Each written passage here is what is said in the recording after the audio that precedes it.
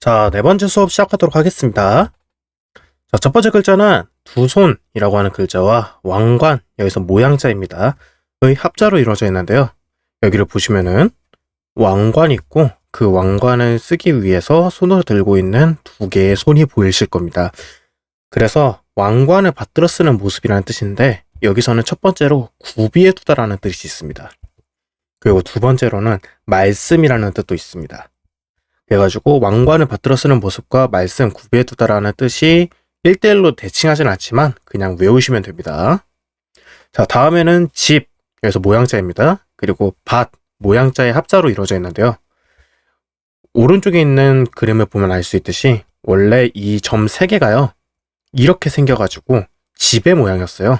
이게 지붕이고 이게 이제 집의 벽이고 집의 창문 해가지고 이게 집의 모양이었는데 위에 있는 점 3개만 남았다. 그래서 이거는 집의 모습이고 밑에 있는 것은 밭의 모습인데요. 이것도 그냥 이렇게 생략한 겁니다. 그래서 집 앞에 밭이 있는 것은 옛날에 농경시대에는 정말 당연한 일이었죠. 그렇기 때문에 당연하다라는 뜻을 가지고 있습니다. 자, 다음 글자는 입이 있고요. 입에서 소리가 퍼져나가는 모습이다. 우리 저번에 배웠습니다. 자, 그 다음은 피크, 여기서 모양자입니다. 그리고 악기, 모양자고요. 악기에 달린 실, 이것도 모양자입니다. 자, 그림을 보면 알 수 있듯이요. 악기가 있습니다. 그리고 그 악기에 지금 실이 4개 달려있죠. 그리고 그 실을 튕구는 피크가 그려져 있는 모습입니다. 그래서 노래하다 라는 뜻이 첫 번째로 있는데 노래를 하면 즐겁죠. 즐겁다라는 뜻도 있고 편안하다라는 뜻도 가지고 있습니다. 자, 그 다음 글자는 달이라고 하는 글자와 점이라고 하는 글자의 합자인데요. 달은 그냥 뭐 달처럼 생겼으니까 달이고 점이라고 하는 글자는 이게 거북이 등딱지를 의미해요. 거북의 등딱지. 왜냐면은 옛날에 점을 칠 때는요. 우리 인두 있잖아요. 인두를 이제 불에다가 달궈가지고 거북이 등딱지에다가 칙 하고 찍어가지고 그때 나오는 무늬를 보고서 우리는 점을 쳤습니다. 그렇기 때문에 지금 요 글자를 보시면은 점이다 라고 생각해 주시면 되고요. 근데 그런 점을 치는데 옛날에는 점을 낮에만 봤어야 됐어요. 여러모로 불경하기도 하고 밤에 보면은 조금 잘 안 맞는다라는 미신이 있었기 때문이에요. 하지만 당장 내일 전쟁을 해야 되는데 낮까지 기다릴 수는 없잖아요. 그렇기 때문에 밤에 점을 치는 경우도 있었는데 그거는 어디까지나 예외적인 상황이기 때문에 이 글자가 벗어나다, 정상 범위에서 벗어나다 혹은 바깥, 여기서 확대 해석돼서 표멸이라는 뜻까지 가지고 있습니다. 자, 다음 글자는 이건 그냥 외웁시다. 이거 성벽이고요. 이거 왕이라는 글자입니다. 그래서 나라라는 뜻을 가지고 있어요. 자, 다음 글자도 우리 저번에 봤었죠. 이게 지금 뚜껑이고요. 그리고 뚜껑과 맞물리는 받침의 모습입니다. 그래서 이 뚜껑이 위아래가 그려져 있어가지고 지금 이게 딱 맞물리고 있는 모습이에요. 맞물리다. 그렇기 때문에 만나다 라는 뜻이 첫 번째로 있고 확대 해석돼서 모이다 라는 뜻도 가지고 있습니다. 그 다음 글자는 재단이라고 하는 글자와 흙이라고 하는 글자의 합자예요. 흙은 다들 아실 테니까 생략하고 재단 같은 경우에는 좌측에 있는 글자를 보면 알 수 있듯이 지금 그냥 재단처럼 생겼어요. 이게 지금 재단의 책상 부분이고요. 그 밑에 다리가 3개 달려있는 모습인 걸 확인할 수 있습니다. 그래서 이 글자가 무슨 뜻이냐? 처음에는 토지의 신에게 제사를 드리기 위해서 제단을 세웠다라는 의미예요. 근데 제사를 지내기 위해서 여러 사람들이 한 군데에 모이다 보면은 단체를 이루게 되잖아요. 그렇기 때문에 단체, 모임이라는 뜻을 가지고 되었습니다. 자, 그 다음 글자는 둥근 입구, 여기서 모양새입니다. 그리고 솥으로 이루어진 글자인데요. 솥이라는 글자는 밑에를 보면 알 수 있듯이 이게 지금 솥이고요. 솥에 다리가 달려있는 모습인 걸 확인할 수 있습니다. 그리고 그 솥이 동그랗잖아요. 그래가지고 그런 동그란 입구 모양을 강조하기 위해 가지고 네모를 하나 그려준 겁니다. 입구라는 의미에서. 그래서 이 글자 자체는 입구가 둥근 솥의 모습을 취하고 있는데요. 이후 인원이라는 뜻을 가지게 되었습니다. 그래서 이거는 그냥 외우셔야 돼요. 자, 그 다음 글자는 입, 여기서는 모양자입니다. 그리고 사람 둘로 이루어진 글자인데요. 그림을 보면 알 수 있다시피 입이 있고요. 사람 2명이 서 있는 모습인 걸 확인할 수 있습니다. 이거는 여러 사람이 다갑게 입으로 목소리를 낸다는 의미에서 모두 혹은 다 함께라는 의미를 지니고 있는 글자입니다.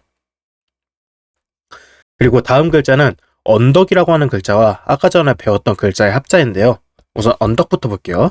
언덕은 여기 좌변을 보면 알 수 있듯이 이렇게 울퉁불퉁한 언덕을 나타내는 의미인데요. 이게 글자의 왼쪽에 오면은 언덕이라는 뜻이에요. 근데 오른쪽에 올 때도 있거든요. 오른쪽에 오면은 마을이라는 뜻을 가지고 있습니다. 그리고 얘는 굉장히 많이 나오기 때문에 지금 외우시는 걸 추천드릴게요. 왼쪽에 오면 언덕이고요. 오른쪽에 오면 마을입니다. 아무튼 여기서는 뜻을 나타내는 언덕과 소리를 나타내는 글자의 합자고요.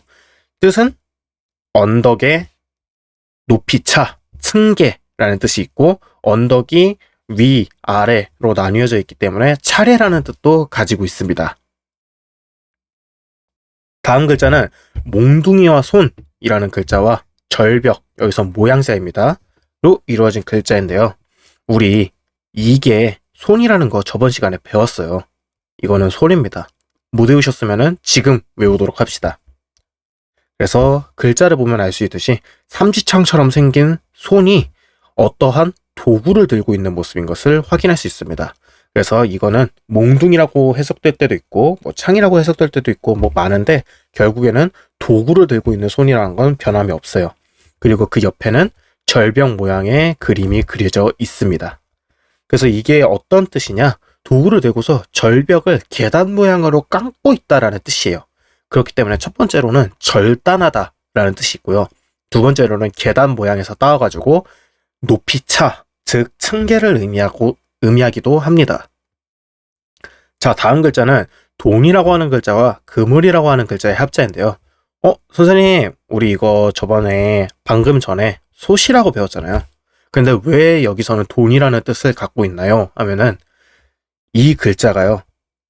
솥이라고 해석이 될 때도 있는데 대부분의 경우, 많은 경우에서는 조개 모양으로 해석을 해요. 그래서 여기 있는 그림을 보면은 이렇게 생긴 조개가 아가리를 벌리고 있는 모습인 걸 확인할 수 있습니다. 이 두 개의 글자가 합쳐져 가지고 요런 글자가 된 거예요. 그래서 이 글자를 보시면은 아까 전처럼 솥이라고 생각하는 경우는 거의 없고 거의 대부분의 경우에서 조개라고 해석을 됩니다. 그리고 조개는 옛날에 화폐 대신으로 썼거든요. 그렇기 때문에 화폐, 즉 돈이라는 뜻을 가지고 있습니다. 그래서 여기서 이 조개라는 글자는 돈을 의미하고요. 그 위에는 그물이라는 글자가 적혀 있는데 그물처럼 생겨서 그물입니다. 즉 그물로 돈을 쓸어 담는다는 의미예요. 사다라는 의미를 가지고 있습니다. 그 다음 글자는 소라고 하는 글자와 칼로 베는 모습의 합자거든요. 소라고 하는 글자는 이게 소의 뿔이에요. 그리고 이게 소의 얼굴입니다. 그래서 소이고요. 칼로 베는 모습 같은 경우에는요. 우리 이게 칼이에요. 근데 칼을 휘두르고 있잖아요. 그렇기 때문에 점 2개를 찍어가지고 움직이고 있는 칼을 의미하는 겁니다. 종합적으로 봤을 때 소를 칼로 도축한다는 글자인데요. 왜 도축을 하냐? 상품으로 만들기 위해서요. 그렇기 때문에 물건이라는 뜻이 첫 번째로 있고요. 두 번째로는 만물이라는 뜻도 가지고 있습니다. 자, 그 다음 글자는 머리라고 하는 글자와 선비, 여기서 모양자예요. 로 이루어진 글자인데요. 우리 머리라고 하는 글자는 배웠었죠. 이게 사람의 머리고 사람의 얼굴이고 그 밑에 사람의 다리가 그려져 있는 모습인 걸 확인할 수 있습니다. 그리고 선비 같은 경우에는요.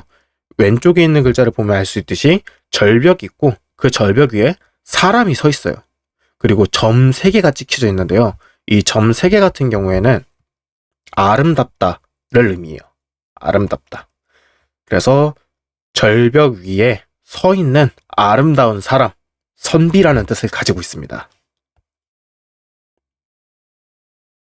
그래서 선비라는 글자와 머리라는 글자의 합자가 왜 얼굴이냐 하면은 이게 지금 선비라 그랬잖아요. 선비는 보통 수염을 많이 길렀죠. 그렇기 때문에 사람의 머리에서 선비의 수염이 나는 부분은 얼굴이라는 뜻을 가지고 있습니다. 자, 그 다음 글자는 배움과 집, 여기서 모양자고요. 아이라는 뜻으로 아이라는 한자가 결합된 모습인데요. 이 배움과 집 같은 경우에는 위에 부분을 보면 알 수 있듯이 손 하나, 손 두 개, 그리고 X자 두 개가 그려져 있는 모습이에요. 여기서 X자는 배움을 의미하고요. 배움을 손으로 가져간다라는 의미를 가지고 있습니다. 근데 이거 다 쓰면 귀찮잖아요. 점 3개로 치환하고 거기에 집을 더해줬습니다. 그 밑에 아이가 있어가지고 손으로 배움을 가져가는 집에 아이가 있다. 배우다라는 뜻을 가지고 있습니다.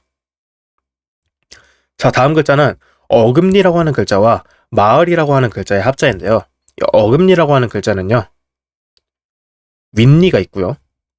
아랫니가 그려져 있는 모습이에요. 그래서 여기를 보시면은 윗니가 있고 아랫니가 그려져 있는 모습입니다. 그래서 이게 지금 조금 생략화되고 모양이 변하게 되면서 이 글자가 어금니를 뜻하게 되었다라고 외워두시면 될 것 같아요. 그래서 얘는 어금니고요. 얘는 글자의 오른쪽에 붙었네요. 왼쪽에 붙으면 뭐라 그랬죠? 언덕이라 그랬죠. 오른쪽에 붙으면 뭐라 그랬죠? 마을이라 그랬습니다. 그래서 종합적으로 봤을 때 정부의 어금니를 들이대는 마을, 정말 사악하고 무시무시하죠. 그렇기 때문에 사악하다라는 의미를 갖고 있습니다. 자, 다음 글자는 나붓기는 깃발이라는 글자와 화살이라는 글자의 합자거든요. 이 나붓기는 깃발에 보시면은요. 우선 이 글자부터 볼게요. 우리 이 글자는요. 소가 있는데 그 소가 쟁기를 끌고 있는 모습이에요. 근데 소가 밭을 가기 위해서 쟁기를 끌잖아요. 쟁기를 일정한 방향으로 밀기 때문에 방향이라는 뜻이 첫 번째로 있고, 두 번째로는 소가 밭을 가는 게 네모난 밭을 가는 거잖아요. 그렇기 때문에 네모나타라는 뜻도 가지고 있습니다. 여기서는 네모난 무언가, 네모난 깃발을 의미하고요. 그러한 깃발이 펄럭펄럭 나부끼는 모습을 나타내고 있는 겁니다. 지금 여기서도 보시면 나부끼고 있죠. 그러한 나부끼는 깃발 아래에 화살 모양의 글자를 집어넣었어요. 그래가지고 우리는 이러한 화살이 들어간 깃발을 쓰는 한 민족, 한 집단이다 라는 의미에서 공동체 의식을 강조한 글자고요. 그렇기 때문에 집단 혹은 가족이라는 의미를 갖고 있는 겁니다. 그 다음 글자는 나무라고 하는 글자와 다리를 꼰 사람의 합자인데요. 이 다리를 꼰 사람 같은 경우에는 오른쪽을 보면 알 수 있듯이 사람의 팔과 머리가 있고요. 그리고 다리를 꼬고 있는 모습인 걸 확인할 수 있습니다. 다리를 이렇게 꼬고 있어요. 근데 이 다리를 꼬고 있다는 게 무슨 뜻이냐? 지금 자의적으로 꼬고 있는 게 아니라요. 나무 형틀에 끼워져 가지고 손과 발을 지금 X자로 겹쳐지고 있다는 뜻이에요. 그렇기 때문에 원래는 죄인을 가두던 기관을 의미했는데 지금은 단순하게 교육기관을 의미하게 되었습니다. 자, 그 다음 글자는 그림을 보면 알 수 있듯이 그냥 뿔의 모습이에요. 그래서 얘 보시면은 뿔이구나 하시면 됩니다. 이것으로 N5 네 번째 수업도 마치도록 하겠습니다.